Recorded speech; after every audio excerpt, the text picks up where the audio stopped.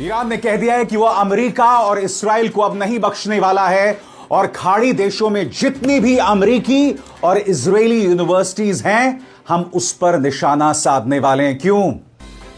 क्योंकि अमेरिका और इस्राइल ने बर्बरता की तमाम हदों को पार कर दिया है। वो लगातार ईरान के यूनिवर्सिटीज, कॉलेजेस पर हमला कर रहे हैं, जहां बच्चे पढ़ते हैं, जहां युवा अपना भविष्य ढूंढते हैं।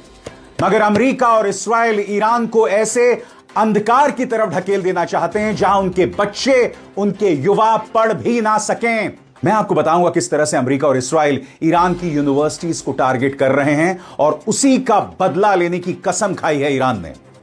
मगर सबसे पहले दोस्तों, मैं आपको बतलाना चाहता हूं कि ट्रंप के खिलाफ उनकी अपनी जनता सड़कों पर उतरी है।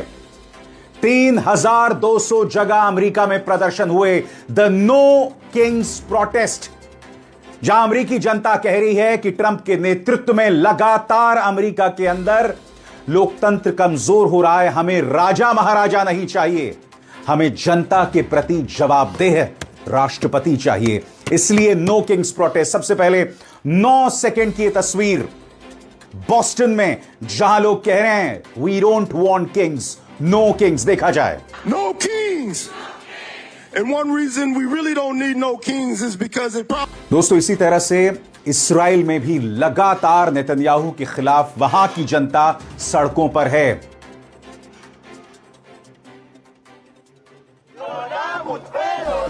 Public gatherings have been banned for a month now in Israel. But these Israelis are out in Tel Aviv to protest Israel's wars. Organizers called on Israelis to rally on Saturday against the government, lawlessness, and endless wars. The police response was swift and brutal. Protesters were dragged. Many were arrested. I want to live in a democracy. क्योंकि कहीं ना कहीं America और Israel की जनता भी समझ रही है, उसका एक बहुत बड़ा तबका समझ रहा है कि जितने ज्यादा दिन डोनाल्ड ट्रंप अमेरिका के राष्ट्रपति रहेंगे, अमेरिकियों के लिए उतनी ज्यादा शर्मिंदगी और दुनिया में उतनी बड़ी बर्बादी होगी। अब मैं आपको अल जजीरा के एक रिपोर्ट दिखाना चाहता हूं। देखिए किस तरह से जनता का हुजूम सड़कों पर उमड़ आया है और वो ट्रंप के खिलाफ नारेबाजी कर रहे हैं अपने अपने अंदाज में। देखा जाए।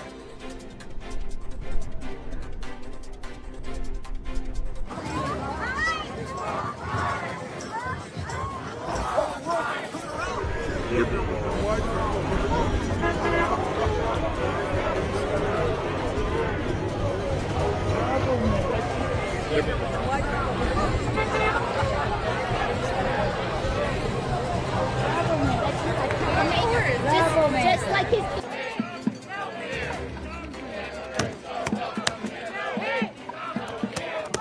This is what democracy looks like.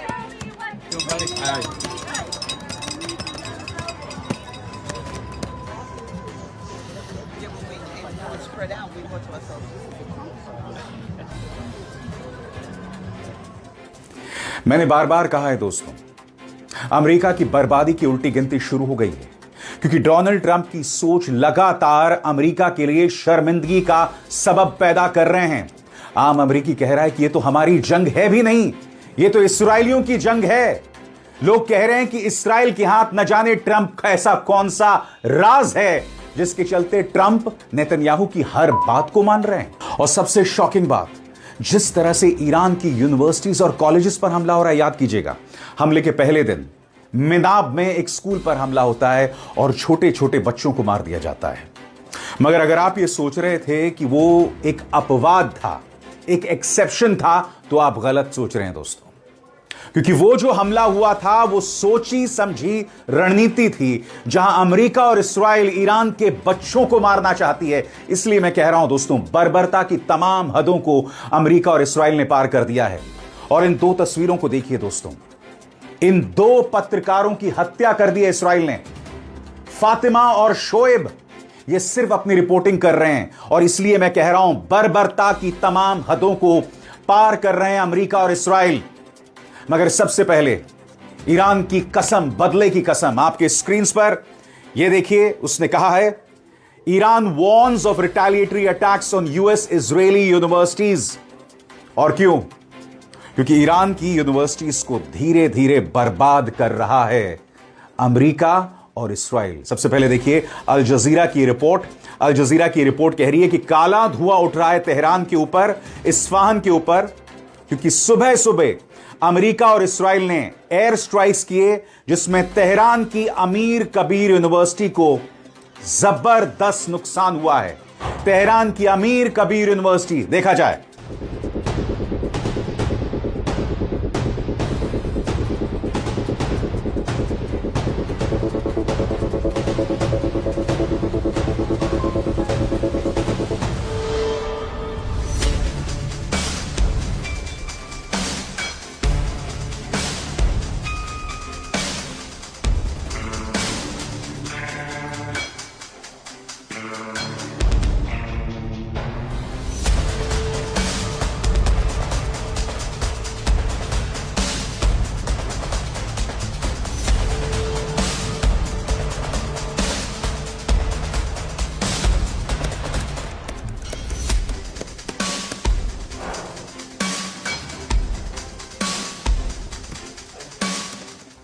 और दोस्तों अब 4 तस्वीरों के जरिए मैं आपको बताने वाला हूं कि किस तरह से ईरान की एक साइंस एंड टेक्नोलॉजी यूनिवर्सिटी को लगभग बर्बाद कर दिया अमेरिका और इस्राइल। ये देखिए 4 तस्वीरें।